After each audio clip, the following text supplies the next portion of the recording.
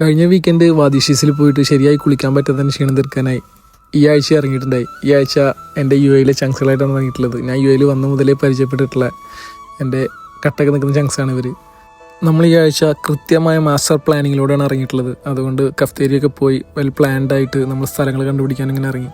അതിൻ്റെ ഇടയിൽ ഒരു ടണലിൻ്റെ ഉള്ളിൽ കൂടെ പോയി അതുവഴി തിരിച്ചു വന്ന് ഇതൊക്കെ നമ്മുടെ സ്ഥലം കണ്ടുപിടിക്കേണ്ട ഭാഗമായിട്ടുള്ള നടത്താണ്.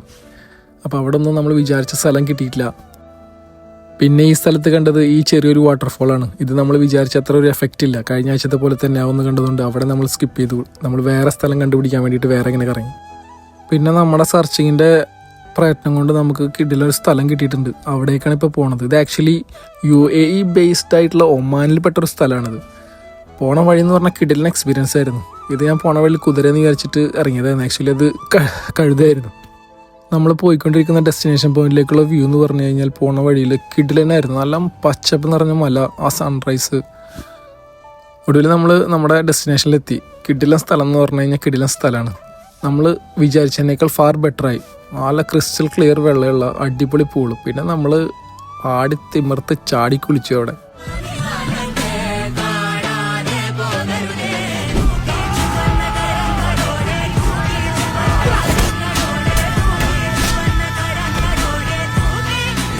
കഴിഞ്ഞ ആഴ്ച പോയിട്ട് നമ്മൾ വിചാരിച്ച പോലെ കുളിക്കാൻ പറ്റാത്തതിൻ്റെ ക്ഷീണം എല്ലാം ഇവിടെ തീർത്തു. കാരണം അത്രയ്ക്കും കിടിലൻ എക്സ്പീരിയൻസ് ആയിരുന്നു ഇവിടുത്തെ. അവിടുത്തെ വെള്ളം തന്നെ ക്രിസ്റ്റൽ ക്ലിയർ വെള്ളം. നമുക്ക് അത്രയും ടോപ്പിൽ നിന്ന് ചാടി കുളിക്കാനുള്ള ഒരു എക്സ്പീരിയൻസ് എല്ലാം ഉണ്ടായിരുന്നു ഇവിടെ. നമ്മൾ മാക്സിമം അവിടെ എൻജോയ് ചെയ്തു.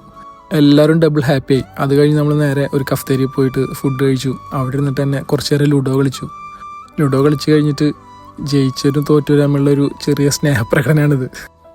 പിന്നെ നമ്മളിനി പോകാൻ പോണത്, ഞാൻ നേരത്തെ പറഞ്ഞില്ല, ഇത് ഒമാൻ റീജിയനിൽ പെട്ടിട്ടുള്ളൊരു പ്ലേസ് ആയതുകൊണ്ട് അവിടെ ഉള്ളിലേക്ക് പോയി കഴിഞ്ഞ് കഴിഞ്ഞാൽ ട്രഡീഷണൽ ഗ്രാമങ്ങൾ പോലത്തെ സ്ഥലങ്ങളുണ്ടെന്ന്. പക്ഷേ അവിടെ പോയപ്പോൾ ശരിക്കും ഞെട്ടി. ഇത് നാടാണെന്ന് വരെ ചിന്തിക്കേണ്ട ഒരവസ്ഥ വന്നു.